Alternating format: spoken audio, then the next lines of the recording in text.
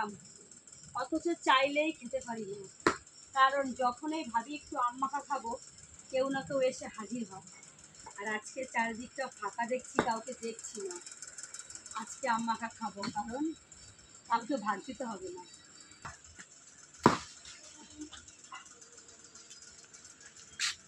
কি দারুণ না? গাছ থেকে আম পেড়ে মাখা খাওয়ার মজাটাই আলাদা। একটা পেরেছি, আর একটা পারবো দেখি। বাবা কষ, ভয় লাগে। কি কষ! জল দিয়ে ধুয়ে নিয়ে আসি।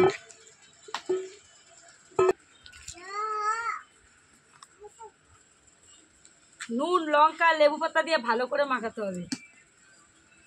কেউ চলে না আসে, কেউ চলে আসলেই তো আবার হঠাৎ করে ভাগ দিতে হবে, তাড়াতাড়ি করতে হবে।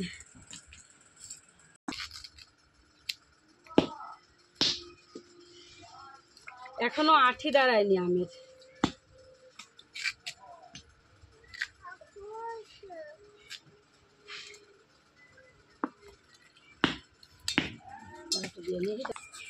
অনেকে না চাক চাক করে মাখা খায়, কিন্তু আমার এরকম ঝিরিঝিরি করে ঘষে মাখা খেতে বেশি ভালো লাগে। কারণ কি, চাক চাক করে মাখা খেলে না দাঁত টক হয়ে যায়, আর খেতে পারি না।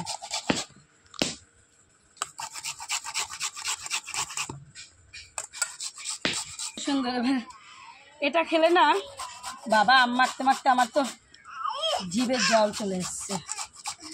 টকের কথা না বাবা, বেশি কথা বলবো না, তাহলে আবার আম মাখার মধ্যে।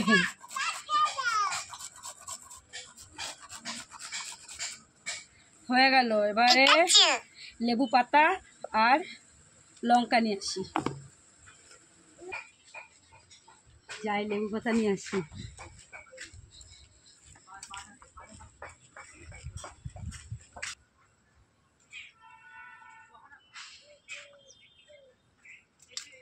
গন্ধরাজ লেবুর পাতা, বাড়ির লোক দেখলে আবার চিল্লাবে। এই যে পুরো সেল বেরিয়ে গেছে পাতা।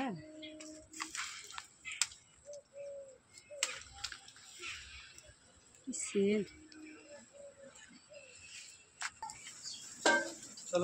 গাছের পাতা নেই, কিন্তু লঙ্কা আছে, এতেই হয়ে যাবে।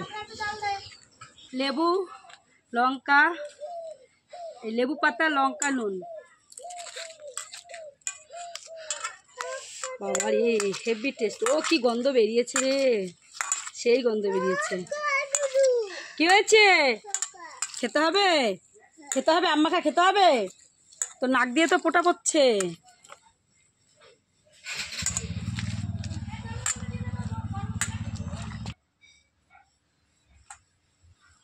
আমাকে না দিয়ে খেতে পারলা? হায় ভগবান, এত করে ভাবলাম সেই থেকে যে আজকে একা একা আম মাখা খাবো। আম মাখা কেউ খায়? কোথায় ছিল এত টাইম? আমি তো ভাবলাম তুমি দেখো ঠিক টাইম মতো চলে এসছে। নে দাও হাত পাত। সত্যি এত কষ্ট করে আম মাখা করলাম, এখন শান্তি নেই। নিজে নিজে ভাবলাম একা খাবো, দেখো এই গরমে দিনে আম মাখাই শান্তি। আচ্ছা বসে খা।